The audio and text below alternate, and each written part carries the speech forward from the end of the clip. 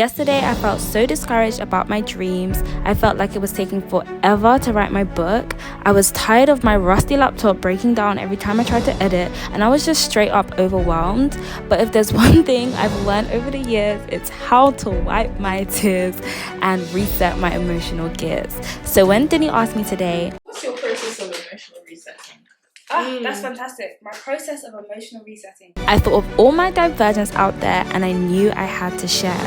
This is my emotional reset strategy that I use when I'm feeling down about my dreams. Let's get to it!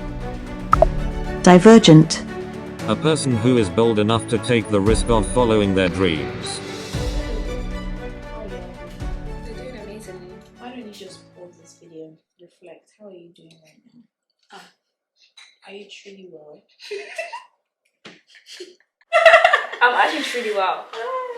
Last night I wasn't, last night I did have to do a little emotional reset, but today, life is fantastic. So what's your process of emotional resetting? That's fantastic. My process of emotional resetting. Thank you, boys and girls. And it goes like this. I remove myself from other people because I think there's a tendency. Like when you kicked me out your room. Yeah. Like when you walked out of the door. And bear in mind, this babe said, "Oh, do you want to come chill in my room?" I did. I said, yeah, sure. I did, but here's the thing. Sometimes you have to recognize when you're actually in a low place. Sometimes you can just like drown yourself with noise, with people, being with people. When really what you need to do is retreat. 1000%. That's how in first year, like all of us were very, very low, but we were always with people 100% of the time. So no one like, do you know what I'm saying? It's not healthy. So I withdraw from people. Put my devices outside. You don't want to be drowning your internal noise out with external noise on social media either. It's a word. And then I saw your laptop and your phone on the floor. Yeah, that's what I have to do. Then I maybe play some worship music. Sometimes not even. Sometimes silence. Sometimes music as well is another way for you to run away from the internal dialogue. You have to keep on coming back to the internal dialogue, friends. We have to keep on coming back to the internal dialogue.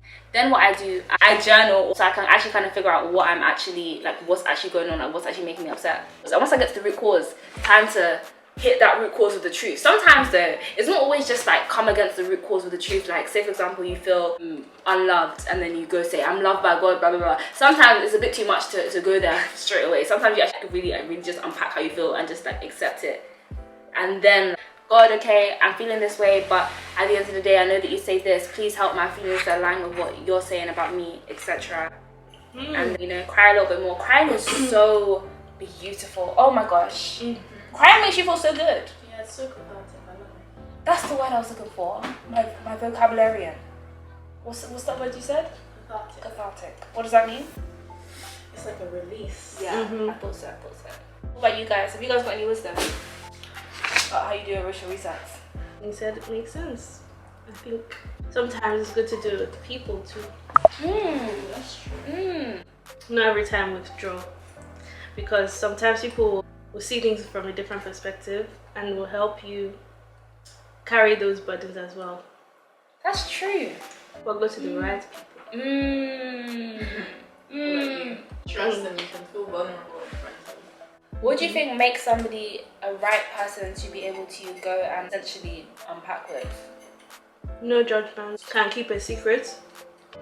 It's not about to run talking about your business. Godly counsel.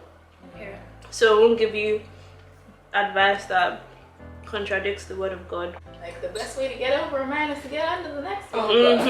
Listen, no. It's true because sometimes your friendship circle can actually direct how you heal, and it can actually direct you to such toxic healing solutions. If I was still in certain friendships, best believe I wouldn't be writing this whole book about how to heal from heartbreak and actual like strategies that are healthy. I would be underneath. Men are trash. Yeah, I would be in that department, yeah, first of all. And then I would be saying men are trash, but I would be still sleeping around with every single one just to fill the void in my heart. And then I'll be going out to, let's go here, let's do this, etc., thinking that all this busyness is going to... And it's such shallow advice. Yeah. At the end of the day, you still go back to your room. And then Empty. you have to run away from your thoughts. Nah. Sometimes withdraw, sometimes go to the right type of counsel. Interesting.